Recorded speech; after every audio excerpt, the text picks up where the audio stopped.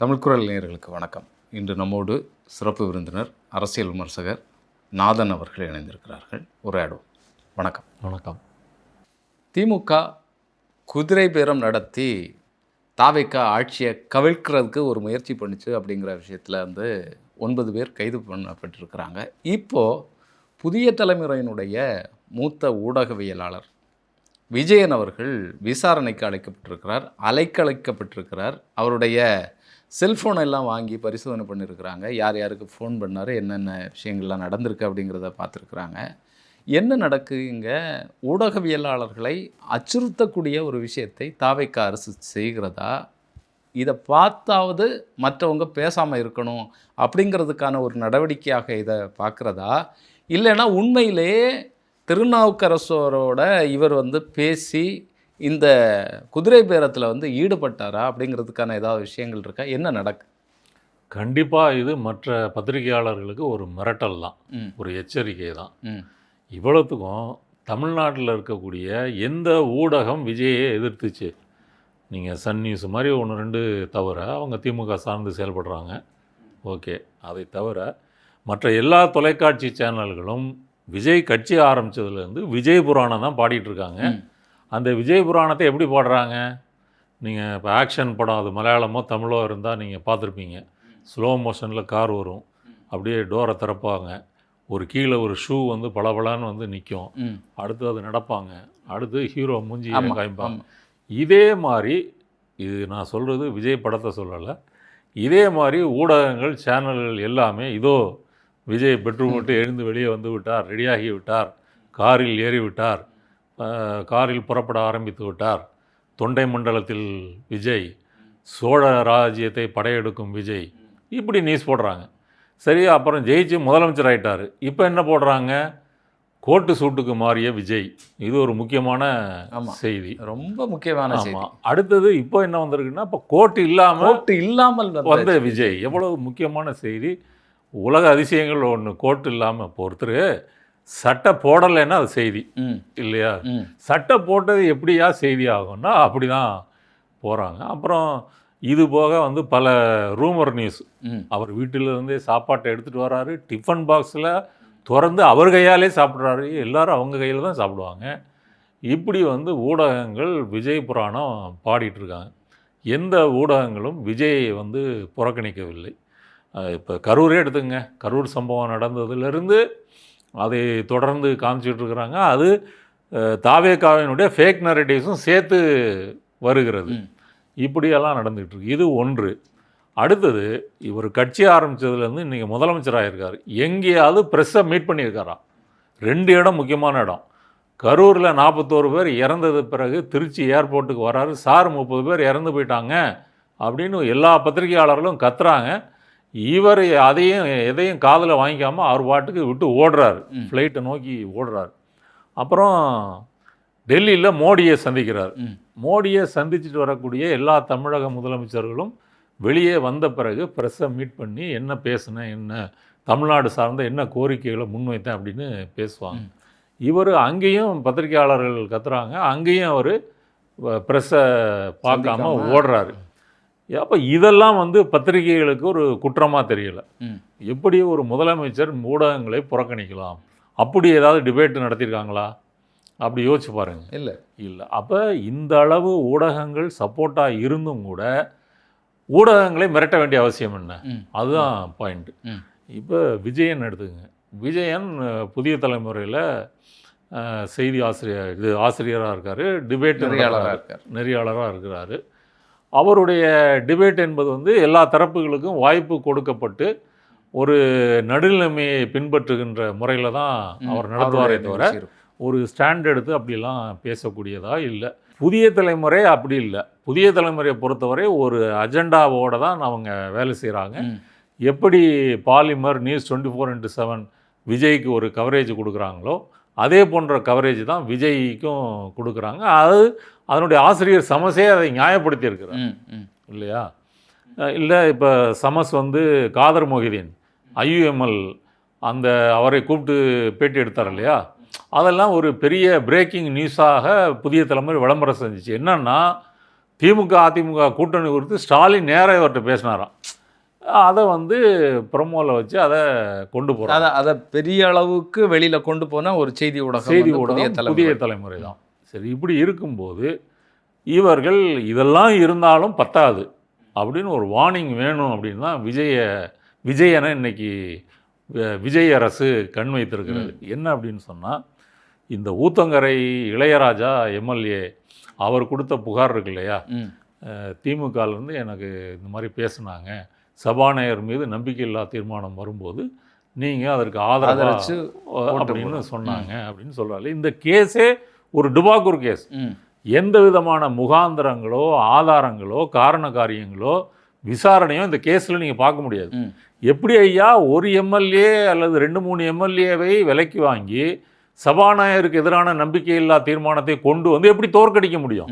அப்படி தோற்கடிக்கணும் அப்படின்னு முதல்ல தாவேக்காலேருந்து ஒரு 2/3 எம்எல்ஏக்களை நீங்கள் கொண்டு வரணும். அது சாத்தியமா? நடைமுறையில் அது சாத்தியம் இல்லை. அப்படி இருக்கும்போது 1-2 பேரை எப்படி செய்ய முடியும்?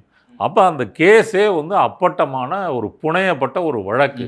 இல்லை, இன்னொன்று, இவங்க கொண்டு வந்தாலும் சபாநாயகரை வந்து பதவி நீக்கம் செய்கிறதுனால இந்த ஆட்சியை கலைச்சிட முடியுமா? முடியாது, வாய்ப்பு இருக்கா? முடியாது. ஆட்சியை கலைக்கணும்னா இப்போ இந்த நம்பிக்கை தீர்மானம் கொண்டு வந்திருக்காங்க போன மாதம். அது முடிஞ்சு 6 மாதம் கழித்து தான் அடுத்த நம்பிக்கையில்லா தீர்மானமோ நீங்கள் கொண்டு வரணும்னா அப்போ தான் கொண்டு வர முடியும். இடையில விஜய் அரசாங்கத்துக்கு எந்த பிரச்சனையும் இல்லை. இப்போ இந்த இளையராஜா யார்? அவர் கடைசி வேட்புமனு தாக்கல் செய்வதற்கு கடைசிக்கு முந்தின நாளில் தான் அவர் தாவேக்கால சேர்றாரு. ஏன் சேர்றாருன்னா, அதிமுகலேருந்து அவர் மனு போட்டிருக்கிறாரு, அவருக்கு சீட்டு கிடைக்கல. அதனால் அவர் தாவேக்காவுக்கு நான் வாரேன் அப்படின்னு சொல்லி உடனே சீட்டு கொடுக்குறாங்க. அதற்கு முன்னாடி தாவேக்கா சார்பில் வேற ஒருத்தர் அங்கே போட்டிடுறதா இருந்துச்சு. அவருக்கு தான் அந்த பி ஃபார்ம்லாம் சொல்கிறாங்களே, அவருக்கு தான் முடிவு பண்ணி வச்சுருந்தாங்க. உடனே அர்ஜெண்டாக தாவேக்காவினுடைய மாவட்ட செயலாளர் இவரை சென்னைக்கு கூட்டிகிட்டு போய் தாவேக்கா மேலிடத்தினுடைய அனுமதியும் ஆசையும் வாங்கிட்டு பி ஃபார்மையும் வாங்கிட்டு வராரு. அப்போ இளையராஜாவினுடைய வரவே ஒரு மோசடியானது, ஒரு சந்தேகத்திற்கு உள்ளானது. இன்னொரு கட்சியிலேருந்து வராரு, உங்கள் வேட்பாளருக்கு நீங்கள் கொடுக்காம, இப்போ தாவேக்கா வெப்சைட்டில் அந்த பழைய வேட்பாளர் தான் ஊத்தங்கரை தொகுதியினுடைய வேட்பாளர்னு இருக்குது. அதனால் இந்த கேஸே ஒரு புனையப்பட்ட வழக்கு தான். இப்போ செந்தில் பாலாஜியை எப்படியாவது கைது செய்யணும் அப்படின்றதுக்காக கூட இந்த வழக்கை இவர்கள் கட்டி அமைத்திருக்கலாம். ஆனால் அவங்களால கைது செய்ய முடியலை. அது உயர்நீதிமன்றத்திலேயோ அதிலெல்லாம் போய் நீங்கள் வந்து பேசியும் கூட செந்தில் பாலாஜியை கைது செய்ய முடியலை. இப்போ விஜய் கரூருக்கு போகிறதுக்கு முன்னாடி செந்தில் பாலாஜியை கைது செஞ்சு சிறையில் அடைக்கணும். இது அதுக்கு பிறகு என்ன ஆச்சுனாலும் பிரச்சனை இல்லை. ஆமாம், இல்லை, அப்படி பண்ணிட்டாங்கன்னா அந்த கரூரில் போலீஸு தான் அதை செஞ்சாங்க அப்படின்றதோட இதையும் சேர்த்து இவங்க சதி, திமுக சதி இருக்கிறது அப்படின்றது. ஏன்னா ஏற்கனவே ஆதவர்ஜனா அப்படி பேசியிருக்காரு வெளிப்படையாகவே. சிபிஐ விசாரணை இருக்குது, உச்சநீதிமன்றத்திலிருந்து ஓய்வு பெற்ற நீதிபதியை வைத்து அந்த வழக்கு கண்காணிக்கப்படுகிறதெல்லாம் இருந்தாலும் அவர் வெளிப்படையாகவே பேசியிருக்கிறார். உதயநிதி ஸ்டாலினுக்காக ஸ்டாலின் செய்த சதிதான் இது, அங்கே கரூர் போலீஸை வைத்து இந்த சமூகத்தை நடத்தி 41 பேர் கொண்டீங்கன்னு வெளிப்படையாகவே பேசியிருக்கிறார். அதனால் இந்த செந்தில் பாலாஜி கைது என்பதை தாண்டி இந்த இளையராஜா வழக்கில் எந்த விதமான ஆதாரங்கள் ஒன்றும் இல்லை. இப்போ அந்த ஐடிபிஎஸ் திருநாவுக்கரசு இருக்கார், அவர் எந்த காலத்தில் திமுகவுக்கு ஆதரவாக இருந்தார்? 2024 தேர்தலில் பிஜேபி ஜெயிக்கும், அண்ணாமலை ஜெயிப்பாருன்னு சொல்லி கருத்து கணிப்பு வெளியிட்டார். இந்த 2026 தேர்தலில் விஜய் ஜெயிப்பாருன்னு கருத்து கணிப்பு வெளியிட்டிருக்காரு. அப்போ அவர் எந்த கட்சி அவரை பார்த்து கவனிக்கிறாங்களோ அது ஜெயிக்கும் அப்படின்னு கருத்து கணிப்பை சொல்லக்கூடியவர். அது லயோலா அப்படின்னு போட்டால் ஒரு பிராண்ட் வேல்யூ இருக்கும் அப்படின்றதுக்காக லயோலான்னு போட்டுக்கிறாரு. ஆக்சுவலாக லயோலா கருத்து கணிப்புன்றது பேராசிரியர் ராஜநாயகம், அவர் எடுக்கிறது தான் வந்து அந்த கருத்து கணிப்பாக மக்கள் மத்தியில் பேர் இருக்குது. இன்றைக்கி பல பேர் லயலான்னு போட்டுக்கிட்டு கருத்து கணிப்பு வெளியிடுறாங்க. லயலான்னு போட்டு பலர் வந்து அதிகாரத்தில் இடம் பெற்றிருக்கிறாங்க, அதெல்லாம் பார்க்க முடியுது. அரசு லயலாமணி வந்து பாடநூல் கழகத்தின் தலைவரானார். அதனால் இவ்வளோதான். மற்றபடி திருநாவுக்கரசம் மற்ற 9 பேர்களை கைது பண்ணியிருக்கிறாங்க. இதில் இப்போ போலீஸு வந்து அந்த குற்றப்பத்திரிக்கை எஃப்ஐஆரில் பார்த்தீங்க அப்படின்னு சொன்னால், அவங்க வந்து சென்னையில் ஒரு 5 ஸ்டார் ஹோட்டலில் இவர் யார், செந்தில் பாலாஜியோட சகோதரர் அசோக் வந்து ரூம் போட்டிருக்காரு, அவங்கெல்லாம் சந்திச்சிருக்காங்க, அந்த சிசிடிவி காட்சிகள்லாம் அழித்து விட்டார்கள், இதையெல்லாம் உயர்நீதிமன்றத்தில் வாதமாக முன்வைக்கிறாங்க. ஒரு ஸ்டார் ஹோட்டலுடைய சிசிடிவியை செந்தில் பாலாஜி தம்பி எப்படிங்க அழிக்க முடியும்? என்ன ஸ்டார் ஹோட்டல்னால் ஒரு பாக்கெட்லேயே இருக்குது? அப்போ நீங்கள் எந்த கேள்வி கேட்டீங்கனாலும் போலீஸ்னாலும் இதற்கு வந்து எந்த பதிலும் வந்து இல்லை. எஃப்ஐஆர் போடுறதுக்கு 2 நாளைக்கு முன்னாலே வந்து இவங்க வேலைகளை ஆரம்பிச்சிட்டாங்க. காவல்துறையினர் இதற்கான ஆதாரங்களை புகார் கொடுப்பதற்கு முன்னாலே ஆதாரங்களை சேகரிக்கின்ற வேலையை போலீஸ் செய்திருக்கிறது. அதுவும் திருவல்லிக்கேணி போலீஸ் தான். இப்போ ஆக்சுவலாக இது வந்து லஞ்சம் ஒழிப்பு போலீஸ் தான் இந்த வழக்கு பதிவு செஞ்சுருக்கணும். ஆனால் வந்து இவங்க தான் பண்ணுறாங்க. ஏன் அப்படின்னா இதில் வந்து மிரட்டியிருக்காங்க, உயிருக்கு ஆபத்து விளையும் அப்படின்னு மிரட்டினதுனால சட்டம் ஒழுங்கு போலீஸ் இதை எடுத்துருச்சான். ஸோ இந்த கேஸினுடைய ஆரம்பத்திலிருந்து இன்று வரைக்குமே அது ஒரு டுபாக்கூர் கேஸுன்றதுக்கு நிறைய ஆதாரங்கள் இருக்குது. இப்போ இவர்கள் புதிய தலைமுறை விஜயனை கூப்பிட வேண்டிய அவசியம் என்ன? விஜயனை பொறுத்தவரையும் இந்த திருநாவுக்கரசு புதிய தலைமுறை டிபேட்டுக்கெல்லாம் போயிருக்காராம். இந்த செய்தியே எனக்கு அதிர்ச்சியாக இருக்குது. ஏன் திருநாவுக்கரசை வந்து டிபேட்டுக்கு கூப்பிட்ருக்காங்க? அப்போ அதிலிருந்து என்ன தெரியுது, நீங்கள் ஒரு கருத்து கணிப்பு அஜெண்டாவுக்கே நீங்கள் வெளியிட்டால் கூட அவரை நீங்கள் கூப்பிட்டு சிறப்பு செய்யக்கூடிய ஊடகம் தான் புதிய தலைமுறை. ரைட்டு. இப்போ புதிய தலைமுறைக்கு கெஸ்ட்டாக யாரெல்லாம் டிபேட்டுக்கு வராங்களோ அவங்களுடைய ஃபோன் நம்பர் எல்லாம் வந்து எல்லா நெறியாளர்கள்ட்டையும் இருக்கும். அவங்க அந்த உறவு இருந்தால் மட்டும்தான் நீங்கள் கெஸ்ட்டு உங்கள் ஷோவுக்கு வருவாங்க. அப்படி அவருடைய எண் வந்து இவர்கிட்ட இருக்குது, இவருடைய ஃபோனில் இருக்குது. அதில் வந்து ஒரு முறை திருநாவுக்கரசு என்ன சொல்லியிருக்காரு, இந்த மாதிரி தாவேக ஆட்சியை கலைப்பதற்கு முயற்சிகள் நடக்கின்றது அப்படின்னு சொல்லியிருக்காரு. இப்படி ஒரு மெசேஜ் போட்டோன்னா அப்படியா என்ன நடக்குதுன்னு ஒரு பதில் போட்டிருக்காரு. இப்படி தான் இதுதான் அவங்க முன்வைக்கிற சார்ஜ் தொடர்பு. ஆமாம். இதை வைத்துக்கொண்டு நேற்று முன்தினம் விஜயனை வந்து நைட்டு விசாரணைக்கு வரணும்னு பகலில் சம்மன் கொடுக்குறாங்க. எதுக்கு நடுராத்திரிக்கெல்லாம் கூப்பிட்டு விசாரிக்கிறீங்க? அதுவே வந்து எதிரானது, சட்டத்திற்கு எதிரானது. ரைட்டு. இவர் நைட்டு போகிறாரு, அன்னைக்கு இருக்கிற டிபேட் ஷோலாம் ரத்து பண்ணிவிட்டு போகிறாரு, லாயரு இவங்களோடலாம் போகிறாரு. போய் இவரை வந்து 12 மணி வரை விசாரிக்கிறாங்க. விசாரிச்சுட்டு சரி நீங்கள் வீட்டுக்கு போங்க அப்படின்னு ஒரு ஃபோனை மட்டும் வாங்கி வச்சுக்கிறாங்க. வச்சுட்டு போக சொல்கிறாங்க. வீட்டுக்கு போனவர் திரும்ப நைட்டு 2 மணிக்கு வா அப்படின்னு கூப்பிட்ருக்காங்க. அப்புறம் 2 மணிலேருந்து அதிகாலை வரைக்கும் விசாரிச்சிருக்கிறாங்க. இது ஒன்று. நேற்றுக்கு என்ன நடந்திருக்கு, நேற்று காலையிலே வா அப்படின்னு கூப்பிட்டு காலையிலேருந்து சாயங்காலம் வரைக்கும் ஒன்றும் கேள்வியே கேட்கல, சும்மா வச்சுருக்கேன். இதுதான் வேலை. அவரை வந்து மிரட்டுறது. ஓகே. இப்போ அதை அலைக்கழிப்புன்னு சொல்ல முடியாது. இது வந்து ஒரு சித்திரவதை, உளவியல் ரீதியான ஒரு சித்திரவதை. நீங்கள் போலீஸ் ஸ்டேஷனில் காலிலேருந்து சாயங்காலம் வரை உட்காந்துட்டீங்கனாலே நீங்கள் என்ன செய்யுங்க, ஒரு யோசனை பல விதத்தில் ஓடும். என்னடா நம்ம இனிமேல் வந்து எப்படி நம்ம பத்திரிக்கை வேலை செய்ய முடியும், இந்த மாதிரி பிரச்சனை ஆயிடுச்சு அப்படின்னு அவங்கள சோர்வடை செய்கிற உத்தி தானே இது. வழக்கமாக போலீஸு கையாளுற ஒரு உத்தி தான். இல்லை சார் வந்துடுவார், சாரை பார்த்துருங்கன்னு சொல்லிகிட்டே இருப்பாங்க இந்த ஆட்கள். இது வந்து சென்னை பத்திரிகையாளர் மன்றம் இதை கண்டித்து அறிக்கை வெளியிட்டிருக்குது. கனிமொழி அவர்கள் கண்டித்து அறிக்கை வெளியிட்டிருக்காங்க. இல்லை சிபிஐயினுடைய வீரபாண்டியன் அவர்களும் வந்து அறிக்கை வெளியிட்டாங்க. அந்த அறிக்கையை நான் படித்தேன்.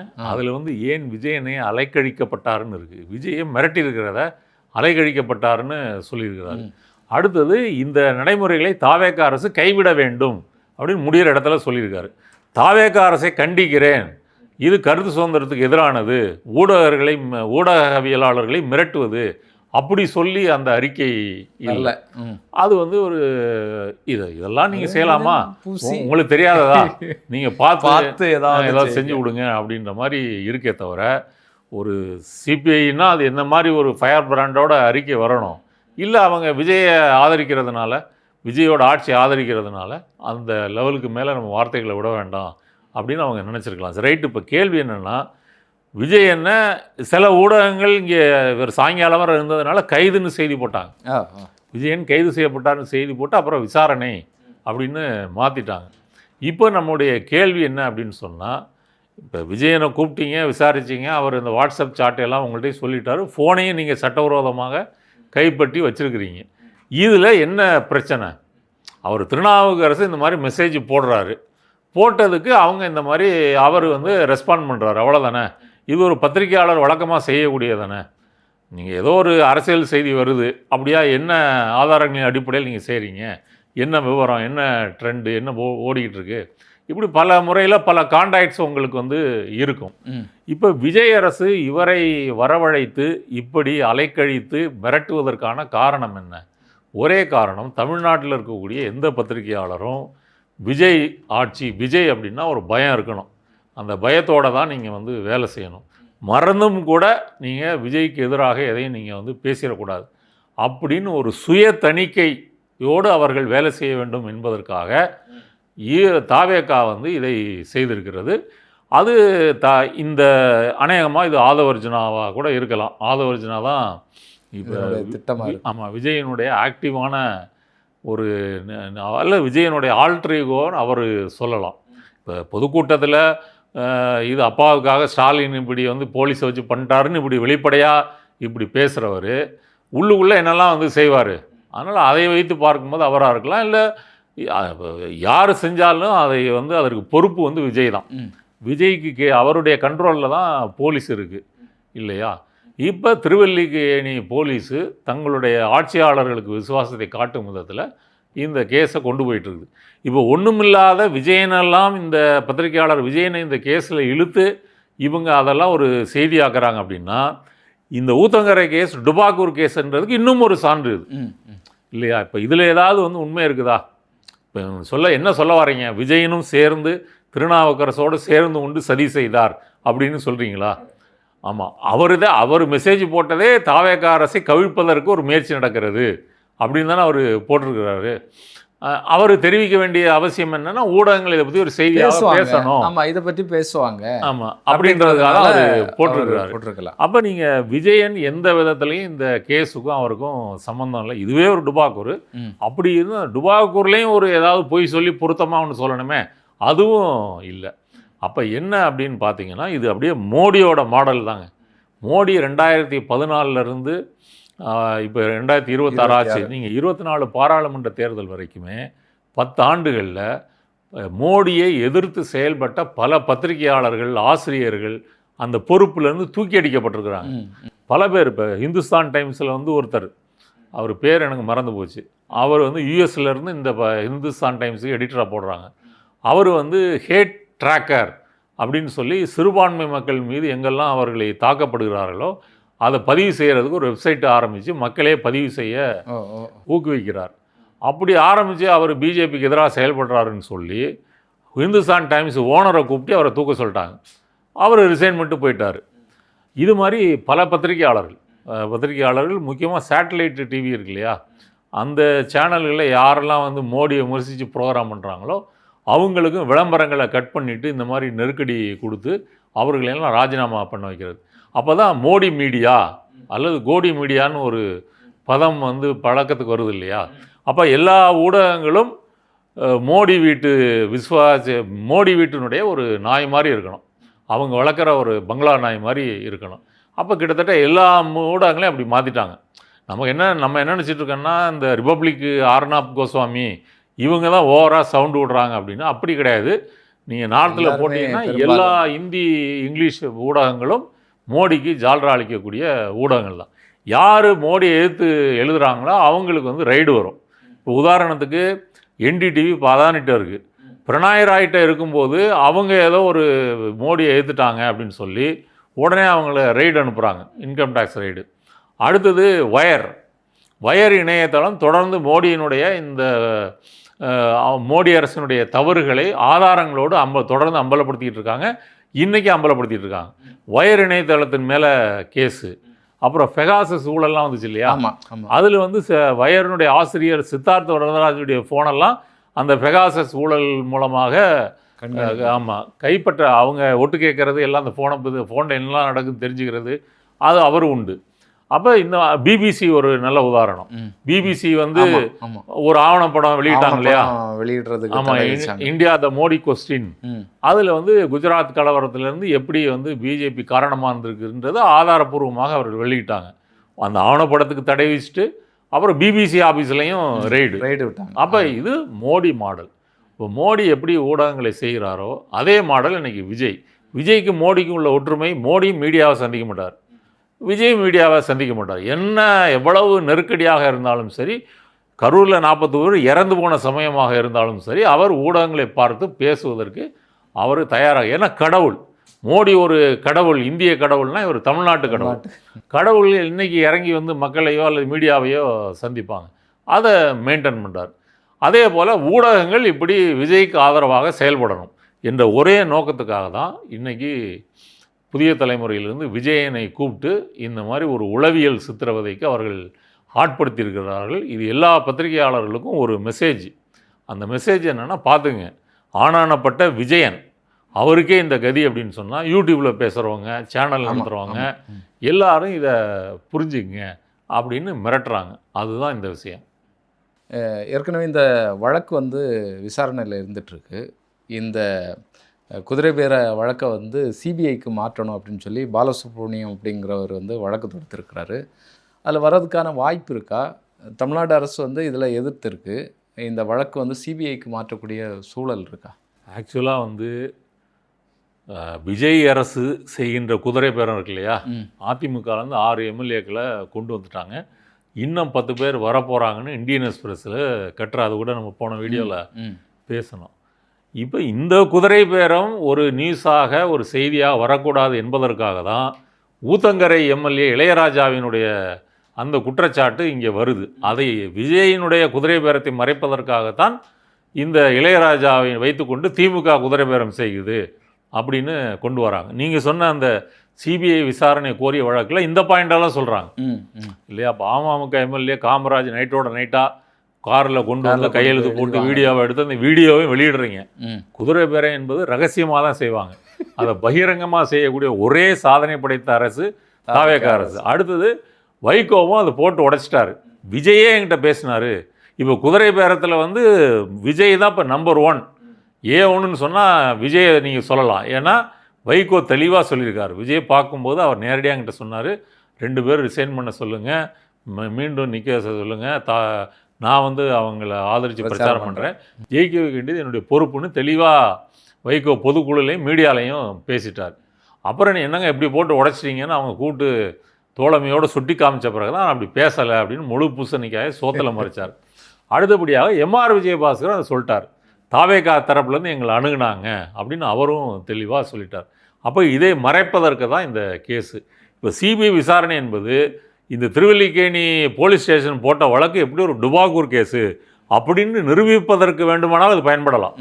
மற்றபடி இவர்கள் வந்து பயங்கரமான இந்த கேஸில் புதிய ஆதாரங்களெல்லாம் கண்டுபிடித்து செந்தில் பாலாஜியும் திமுகவும் சரி செய்து விட்டது அப்படின்னு சொல்லி நாட்டு மக்களுக்கு கண்டுபிடிச்சி சொல்கிறது இதில் ஒன்றுமே இல்லை. எந்த ஆதாரமோ எந்த சாட்சியங்களோ எதுவுமே இல்லை. கற்பனையான புனைவு மட்டும்தான் இருக்குது. அதை அவர் வந்து கேட்டிருக்காரு. இந்த விஷயங்கள்லாம் சொல்லி கேட்டிருக்காரு.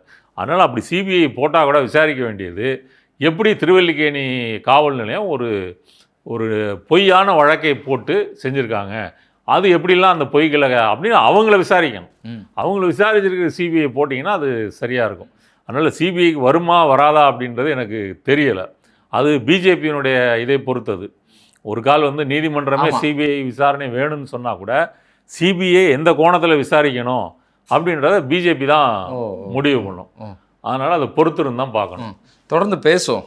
வரக்கூடிய நாட்களில் வந்து இன்னும் வேறு யாரெல்லாம் கைது செய்யப்பட போகிறாங்க, இன்னும் யாரெல்லாம் விசாரணைக்கு அழைக்க போகிறாங்க அப்படிங்கிறது தெரியல. உங்களுடைய நேரத்திற்கும் கருத்திற்கும் நன்றி. நன்றி.